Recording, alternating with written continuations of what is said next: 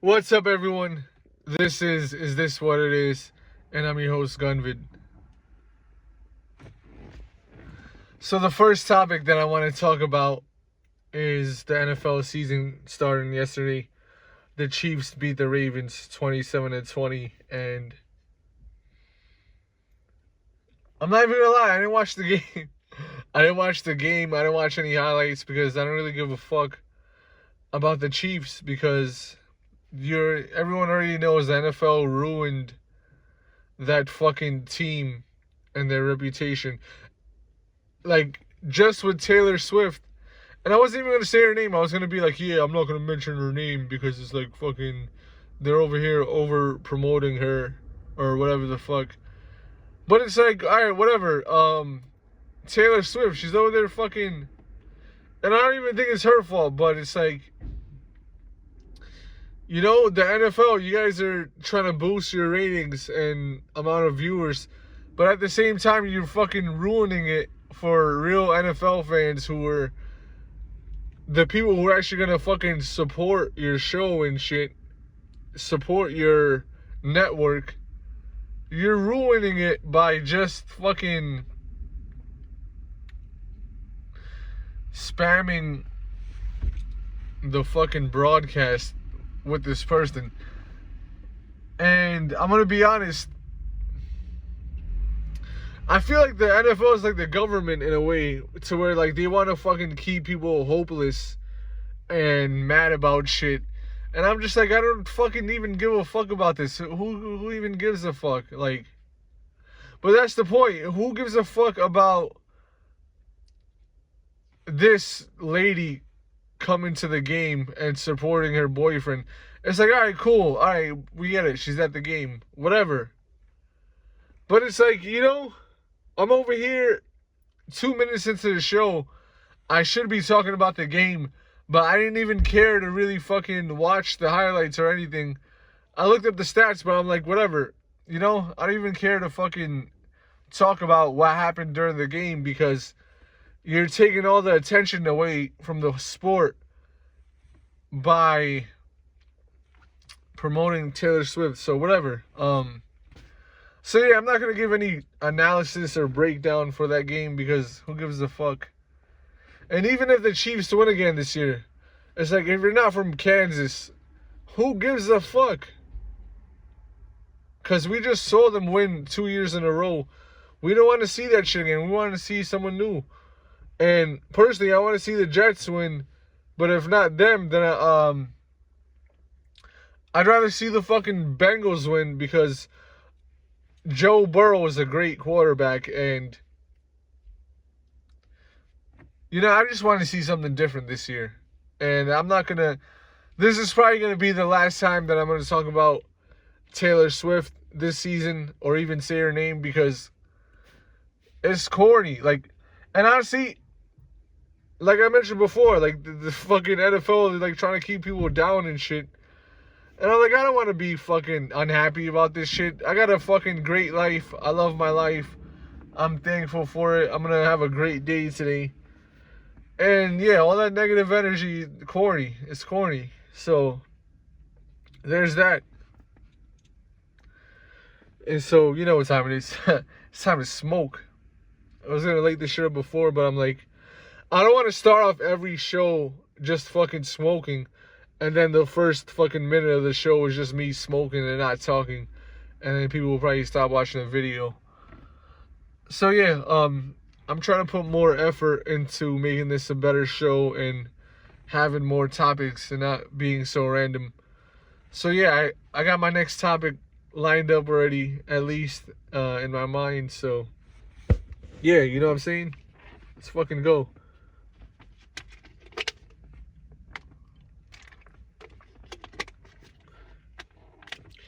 I just noticed we're about 4 minutes and 20 seconds into the episode and it's time to smoke. Yeah, don't lose hope. You gotta be dope. Every time I rap, it's an original quote. In my bag like a tote. This and that. Alright, let's light this shit up.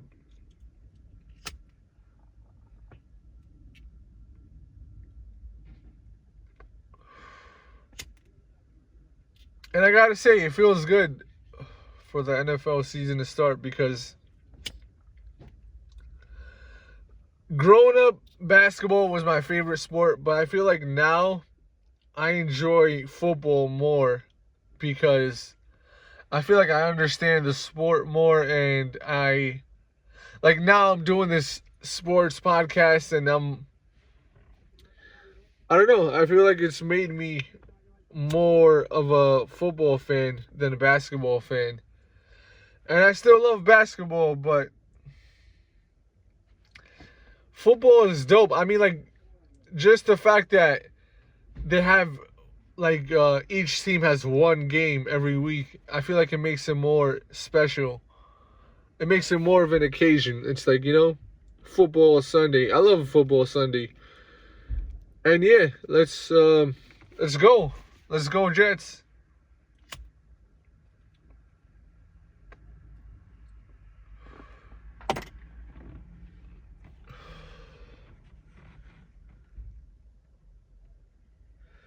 And while we're on the topic of football,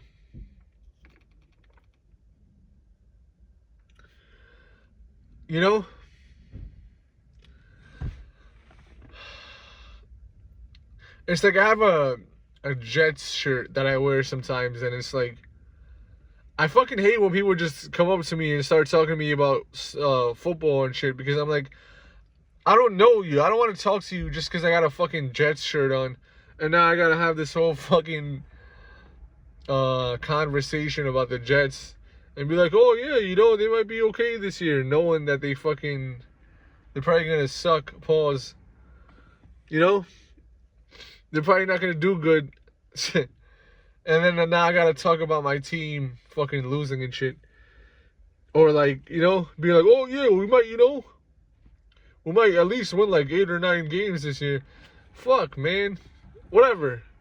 Hopefully Aaron Rodgers and the Jets can make it to the playoffs this year at least. At least win one game in the playoffs. That's all I'm asking for. Okay? I'd love it if the Jets win the Super Bowl, but that's not realistic for the majority of the fucking Jets seasons. But whatever. Let's see how this season goes. And like I mentioned last season, like this is the cool part of being a Jets fan. That every game you win, obviously it's a plus, but I mean, like, you don't expect anything. So when you get a great game from the Jets, it's like extra good because there's no expectation, okay? None. And I didn't expect nothing last season, even with Aaron Rodgers, because I'm like, it's something. I don't know what it is about the Jets. I'm not going to say it's a curse, but I'm going to say, I don't fucking know. But let's go, Jets. I'm going to support my team, and I'm going to fucking, whatever. I don't even know who they're versing the first week. But I feel like every season the Jets have a fucking tough schedule. Like, we're always fucking facing the best teams, and just like back-to-back pause, like back-to-back versing fucking the best team, and it's like we never get a break, even during the fucking bye week. So whatever.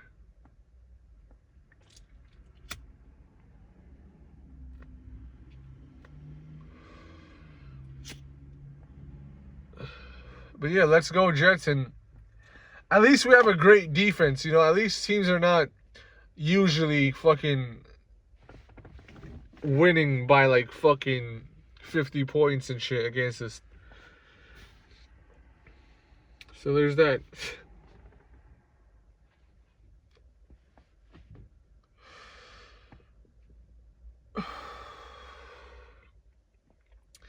The next topic I want to talk about is boxing. And I was really thinking about this, like, for a while yesterday. And give me a second. I'm going to think about exactly what I wanted to talk about, because it's kind of vague. But yeah, hmm.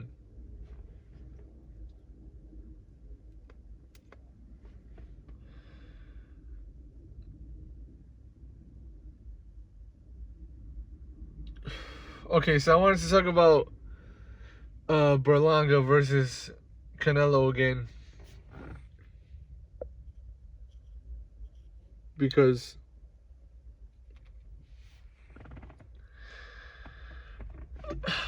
I think Edgar would have had a better chance if he was more technical and he throw more combination punches and especially jabs. Jabs to start off the combination because that's how Bivol won against him. And I know I mentioned this the last time I talked about Berlanga versus Canelo, but I want to go back to that point that I made. You know, Edgar, you're really gonna have to. One second, give me a second. Edgar, you're gonna have to fucking.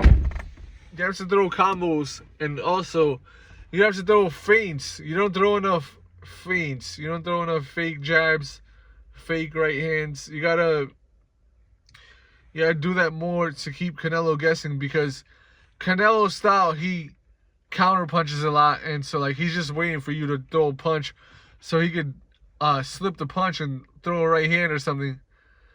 So you're gonna have to overwhelm his mind, pause, by fucking, throwing them feints and making him guess and making him slip and counter and just miss by a mile and shit like that because that's gonna make him mentally tired.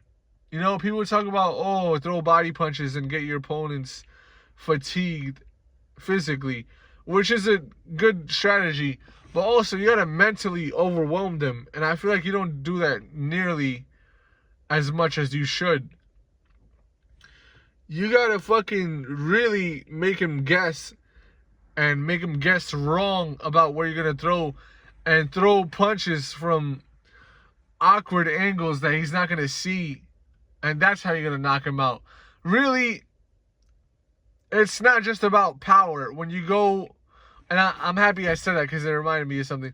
It's not all about power when you knock someone out because you don't even need that much power to knock someone out. I think you need I heard it's 3 pounds of pressure or 6, whatever it is. It's really mostly you get the best knockouts when they don't see the punch coming. Like Mike Tyson, he's throwing punches from angles where they don't see it, from like left hooks from out of nowhere and this and that. You're gonna have to fucking do that, and don't just go and throw 1 to 2 punch combinations because that's not good. And then, all right, so I mentioned before, going for the knockout. If you're a fighter that goes for the knockout all the time, that's not a wise technique because, I mean, you can go for the knockout, but definitely don't telegraph anything and don't wind up your punches because that would be like the equivalent of a basketball player just trying to dunk the basketball every single time. Like every single play. It's not wise because your opponents are going to start realizing that and they're going to start countering you. And like in NBA terms, they might start fouling you while you're in the air so you could fucking get injured in full because it's like, you're not about to embarrass me and put me on a poster of you like dunking on me. The people in the NBA, they don't play that shit. So it's like you're gonna try to embarrass them. They're gonna fucking foul you and try to injure you, or at least get your respect to be like, you're not gonna go for the dunk every time. So I feel like it's a similar thing in boxing to where if you're like just going for the knockout every time, they're like, nah, you're not about to knock me out and embarrass me on all these fucking highlight reel clips and in front of my family, and they're gonna counter you. So the counter to that is throwing feints and throwing combination punches. Even if you get countered, you gotta continue to throw punches because Canelo usually when he counters, he's throwing 1 to 2 punch counters. So If you could continue to throw punches, even if you get countered, you could knock them out. I've seen many highlight clips to where a boxer gets hit, but he's still throwing punches and he knocks out his opponent even though he got countered. So I think that's going to be very important for Edgar against Canelo.